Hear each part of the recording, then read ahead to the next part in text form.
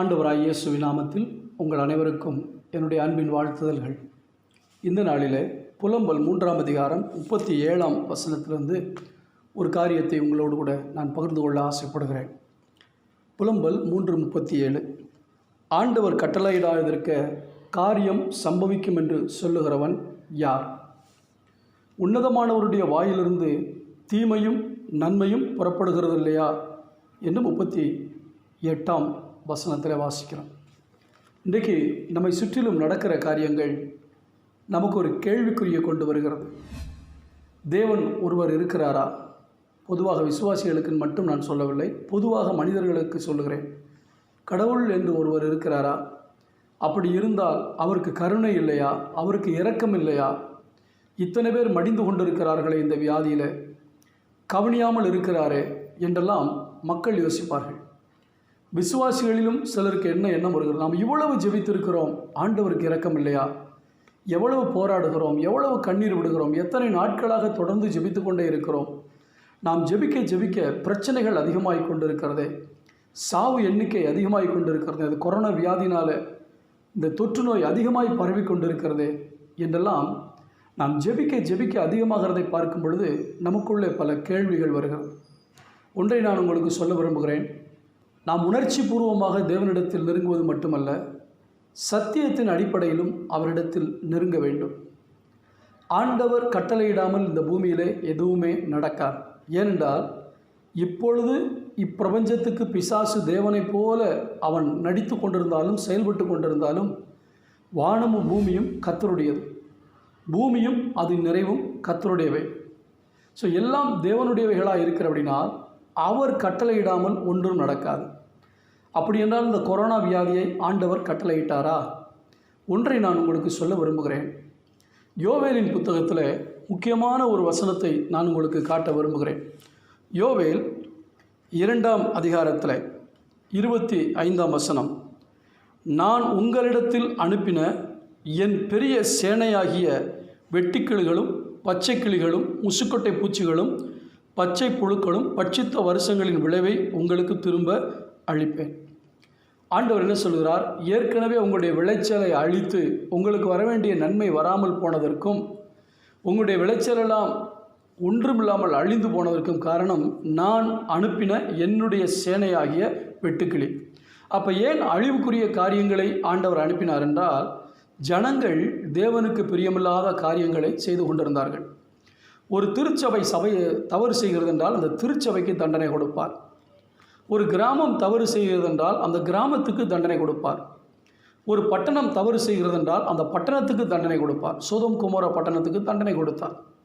ஆனால் முழு உலகமும் தேவனுடைய வார்த்தைக்கு விரோதமாக வாழ்ந்து கொண்டிருக்கிற அப்படின்னா முழு உலகத்தையும் தன் பக்கம் திருப்புவதற்காக சில உபத்திரவங்கள், சில வாதைகளை ஆண்டவர் அனுமதிக்கிறார்.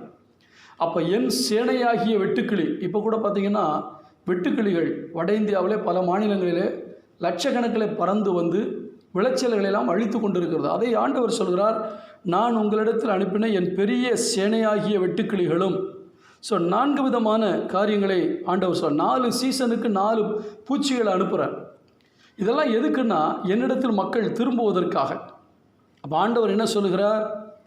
14ஆம் வசனத்தில், 2ஆம் அதிகாரம் 14ஆம் வசனத்தில், ஒருவேளை அவர் திரும்பி மனஸ்தாபப்பட்டு உங்கள் தேவனாகிய கர்த்தருக்கு போஜன பலிகளையும் பான பலிகளையும் செலுத்துவதற்கான ஆசீர்வாதங்களை தந்தருளுவார். சொல்லிட்டு சொல்கிறாரு, நீங்கள் உபவாசம் பண்ணுங்க, ஜெபம் பண்ணுங்க, மனம் திரும்புங்கன்ட்டு. அதான் முக்கியமானது. மனஸ்தாபப்பட்டு மனம் திரும்பினால். அப்போ இந்த தேசத்தில் இந்த கொரோனா வியாதி எப்போ தீரும் என்றால், உலகத்தில் இருக்கிற மக்கள் மனஸ்தாபப்பட்டு தேவனுக்கு விரோதமாய் பாவம் செய்தோம் என்று தேவன் பக்கமாய் திரும்பும்போது அந்த சேனைகளை போதும் என்று ஆண்டவர் நிறுத்துவார். ஒன்றை தெரிந்து கொள்ள வேண்டும், நம்முடைய ஆண்டவர் கட்டளையிடாமல் ஒன்றும் நடக்காது. அவருக்கு தெரியாமலும் ஒன்றும் நடக்காது, அவர் கட்டளையிடாமலும் ஒன்றும் நடக்காது. இப்போ தேவன் அனுமதித்திருக்கிற ஒரு காரியத்தை நிறுத்தும் ஆண்டவரே, நிறுத்தும் ஆண்டவரே, நிறுத்தும் ஆண்டவரே என்று நாம் ஓயாமல் அவருடைய சமூகத்தில் கண்ணீர் விட்டு ஜெபித்து ஜெபித்து ஜெபித்து கடைசியில் நாம் டயர்டாகி விடுகிறோம், சோர்ந்து போகிறோம். தேவனை அறிந்தவர்கள் ஜெபிக்கிற ஜெபம் எப்படி இருக்கும்? நாம் எதையாகிலும் அவருடைய சித்தத்தின்படி கேட்டால். ஒருவேளை நீங்கள் கேட்கலாம், சுகமாகிறது கர்த்தருடைய சித்தம் தானன்ட்டு. சுகமாகிறது கர்த்தருடைய சித்தம்தான், ஜீவனை கொடுப்பது கர்த்தருடைய சித்தம்தான். ஆனால் எதற்காக இதை அனுமதித்தார் என்பதை நாம் பார்க்க வேண்டும் அல்லவா? மனம் திரும்பும் பொழுது கர்த்தர் அற்புதத்தை செய்கிறார். மனாசே பாவம் செய்தபடினால், விக்கிரகங்களை வழிபட்டபடினால் ஆண்டவர் அவனை நெருக்கும்படி எதிரிகளை அனுப்பினார். முட்செடிகளினாலே அவனை கட்டினார்கள். அப்பொழுது அவன் மனம் திரும்பினான். மறுபடியும் அவனுடைய ராஜ்யபாரத்துக்கு கர்த்தர் கொண்டு வந்தார். என கண்மாணவர்களே, தேவன் கட்டளையிடாமல் தேசத்திலும் ஒன்றும் நடக்காது, நம்முடைய குடும்பத்திலும் ஒன்றும் நடக்காது, நம்முடைய சபையிலும் ஒன்றும் நடக்காது. இது சபைகளுக்கு கொடுக்கப்பட்ட தண்டனை அல்ல, முழு உலகத்திலும் எல்லாம் நடந்து கொண்டிருக்கிறது. மக்களுக்கு, ஆண்டவர் அறியாத மக்கள் தன் பக்கமாய் திரும்ப வேண்டும் என்று ஆண்டவர் இதை அனுமதித்திருக்கிறார். நம்முடைய வேலை, நாம் அவர்களுக்காக ஜெபிக்க வேண்டும். அதே சமயத்தில் இன்றைக்கு நாம் ஜெபித்து உடனே ஆண்டவர் பதில் தரவில்லை என்று சோர்ந்து போய்விடக்கூடாது. ஆண்டவர் சொல்லாமல் இந்த பூமியில் எதுவும் நடக்காது. ஆண்டவர் சொல்லாமல் உங்கள் குடும்பத்தில் எதுவும் நடக்காது. உங்களுக்கும் ஆண்டவருக்கும் இருக்கிற அந்த உறவு மிக மிக மிக முக்கியம். எனவே உறவை ஆண்டவர் விரும்புகிறார். உங்களுடைய பலிகள், உங்களுடைய காணிக்கைகள், உங்களுடைய தசமபாகங்கள், உங்களுடைய ஜீவனை கொடுத்து ஊழியம் செய்யக்கூடிய ஊழியங்கள், இவைகள் எல்லாவற்றையும் விட நீங்கள் அவருக்கு முக்கியம். நீங்கள் அவரோடு கூட இருக்க விரும்புகிறார். எனவே இந்த குவாரண்டைன் டைமில் உங்களை தேவனோடு இணைத்து கொள்வதற்கு, இன்னும் தேவனோடு நெருங்கி வருவதற்கு, நீங்கள் உங்களை ஆராய்ந்து பார்ப்பதற்கு, தேவனே என்னை ஆராய்ந்து பார். சில காரியங்களை நான் உங்களுக்கு சொல்ல விரும்புகிறேன். சங்கீதக்காரனாகிய தாவீது சொன்னான், தேவனே என்னை ஆராய்ந்து பார், என்னை சோதித்து அறிந்து கொள்ளும், வேதனை உண்டாக்கும் வழி என்னிடத்தில் உண்டோ என்று பாரும் என்று சொன்னானே. இந்த நாட்களில் ஒவ்வொரு குடும்பமும், நீங்கள் பரிசுத்தமான குடும்பமாக இருந்தாலும், தேவனுக்கு கீழ்ப்படுகிற குடும்பமாக இருந்தாலும், இந்த நேரத்தில் நம்மை சோதித்து பார்க்க வேண்டியது அவசியம். அப்போ நீங்கள் சோதித்து பாரும் என்று சொல்லும் பொழுது நீங்களாகவே சுய கற்பனை செய்து கொள்ளக்கூடாது. ஆமாம், நான் இந்த பாவம் பண்ணிட்டு நீங்களே உங்களுக்கு தெரிந்த பாவங்களை அறிக்கையிடுவதை விட உங்களுக்கு மறைவாக இருக்குது பார்த்தீங்களா, அதை தேவன் உணர்த்தும்படி இடம் கொடுக்க வேண்டும். தேவனே எனக்கு உணர்த்தும் என்று கேட்க வேண்டும். அப்படி தேவன் உணர்த்தும் போது அதை ஏற்றுக்கொள்ளக்கூடிய மனப்பக்குவம் இருக்க வேண்டும். அடுத்தவங்களுக்கு புத்தி சொல்லி பழகினவங்களுக்கு தன்னுடைய குறைய தேவன் சொல்லும்போது ஏற்றுக்கொள்ளக்கூடிய மனப்பக்குவம் இருக்காது. இப்போ நான் ஒரு போதகராக இருக்கிறேன், உங்களுக்கு டீச் பண்ணிகிட்டே இருக்கேன். உங்களுக்கு டீச் பண்ணுறதுனால நான் பரிசுத்தவான் கிடையாது, உங்களுக்கு டீச் பண்ணுறதுனால நான் பெரிய ஆள் கிடையாது. தேவன் எனக்கு டீச் பண்ணுறதை என்றைக்கு நான் கேட்டு என்னுடைய வாழ்க்கையை தேவனோடு சரியாக இணைப்பில் வைத்து வாழ்கிறேனோ அன்றைக்கு தான் நான் பரிசுத்தவான். எனவே இன்றைக்கு அநேகர் டீச் பண்ணி அடுத்தவங்களை குற்றப்படுத்தி டீச் பண்ணுறதுனால அவர்களுடைய தவறு அவர்களுக்கு தெரியாமல் போகிறது. ஏன்னா உணர்வு இல்லாத இருதயம் இருளடைந்து போய்விடுகிறது. உங்களுக்கு ஆண்டவர் உணர்த்தும்படி தேவ சமூகத்தில் காத்திருக்கணும். இந்த நாட்களை பயன்படுத்துங்க. ஆண்டவருடைய பாதத்தில் உட்கார்ந்துருந்து நான் என்ன பாவம் பண்ணேன் அப்படின்னு நீங்கள் யோசிக்கிறத விட்டுட்டு, பரிசுத்த ஆவியானவரே எனக்கு உணர்த்தும் என்று அமைதியாக காத்துருங்க. அவர் உங்களுக்கு உணர்த்துகிற காரியங்களை தேவனுடைய சமூகத்தில் ஒப்பு கொடுங்க. ஒத்துக்கொள்ளக்கூடிய மனப்பக்குவம் இருக்கணும். அதை விட்டு கொடுங்க, அர்ப்பணிங்க, ஆண்டவரை நல்லா துதித்து பாடுங்க. ஒரே ஒரு சத்தியம் தெளிவாக தெரியணும், என் தேவன் சொல்லாமல் தேசத்தில் எதுவும் நடக்காது. இது அவர் சொல்லி வந்திருக்குமானால் அவர் சொன்னதான் நிற்கும், அவர் சொல்ல ஆகும், அவர் கட்டளையிட நிற்கும். ஆண்டவரே நம்முடைய சித்தம் நடக்கட்டும், ஜனங்களை காப்பாற்றும், ஜனங்கள் மனம் திரும்ப வேண்டும் என்று கேளுங்கள். உங்களுடைய வாழ்க்கையில் உபத்திரவங்கள், போராட்டங்கள், கண்ணீர்கள், பல பிரச்சனைகள் இருக்கலாம். அதுவும் தேவனுக்கு தெரியாமல் வரவில்லை. அதற்கும் ஆண்டவரிடத்தில் கேளுங்கள். கர்த்தாவே சொல்லும், அடியேன் கேட்கிறேன், என்னை ஆராய்ந்து பார், நான் எதில் திருந்த வேண்டும், என் வழிகளை எனக்கு போதித்தருளும் ஆண்டவர் என்று கேளுங்கள். இன்று பர்டிகுலர் அவங்க மனசில் நான் ரொம்ப பதிய வைக்க விரும்புகிற ஒரு வார்த்தை, ஆண்டவர் கட்டளையிடாதிருக்க காரியம் சம்பவிக்கும் என்று சொல்லுகிறவன் யார்? எனவே ரொம்ப உட்காந்துக்கிட்டு கொரோனா வியாதியை மாற்றும் அழுதுகிட்டே இருக்காதீங்க. உங்கள் வேலைகளை பாருங்கள், மற்ற காரியங்களை செய்ய.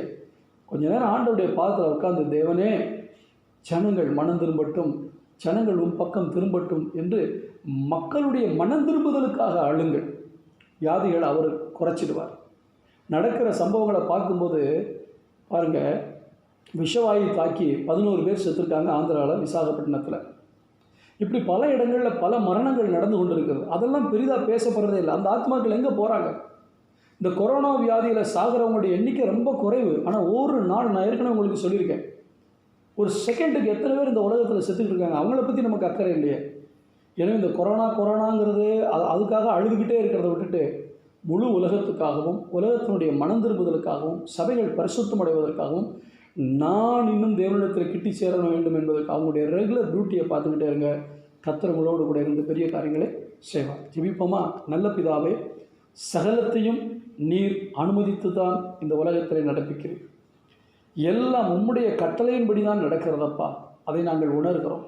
அவருடைய வாயிலிருந்து நன்மையும் தீமையும் புறப்படுகிறது இல்லையோ, நீர் தீமை செய்கிற தெய்வம் அல்ல, எங்களுக்கு தீமையாய் தோன்றுகிற காரியங்களை அனுமதிக்கிற தெய்வம். இதை நாங்கள் புரிந்து கொண்டும் இடத்துல மனம் திரும்ப கர்த்தர் உதவி செய்யும். முழு தேசங்களையும் ஒப்புக் கொடுக்கிறோம். இந்த தேசங்கள் உம்மிடத்தில் மனம் திரும்புவதற்காக உலக மக்களுக்கு கொடுக்கப்படுகிற ஒரு பெரிய ஒரு எச்சரிப்பு. நோவாவை போல உம்மோடு சஞ்சரிக்கிறவர்கள் எப்பொழுதுமே பாதுகாப்பாக இருக்கிறார்கள் என்பதை நாங்கள் அறிந்திருக்கிறோம். தேவனுடைய வார்த்தைக்கு கீழ்ப்படியாதவர்கள் தான் பயப்பட வேண்டும். தேவனோடு எதிர்த்து நிற்கிறவர்கள் தான் பயப்பட வேண்டும். தேவனுடைய வார்த்தையோடு எதிர்த்து போராடி கொண்டிருக்கிறவர்கள் தான் பயப்பட வேண்டும். நாங்கள் உம்முடைய பிள்ளைகள். இன்னும் எங்களிடத்தில் என்ன குறைகள் உண்டு உணர்த்தும். நாங்கள் திரும்புகிறோம். நீர் இந்த காரியத்தை உம்முடைய பார்வையில் எதற்காக அனுமதித்தீரோ அது நிறைவேற நாங்கள் ஒப்புக் கொடுக்கிறோம். ஜனங்கள் செத்து நரகத்துக்கு போகக்கூடாது, அதுதான் எங்களுடைய பாரம். எப்படியாவது உம்மிடத்துக்கு வர வேண்டும். ஜனங்களை பக்கமாய் திருப்பும். உம்முடைய நாமத்தை மகிமைப்படுத்தும். இயேசுவின் நாமத்தில் பிதாவே, ஆமென். God bless you.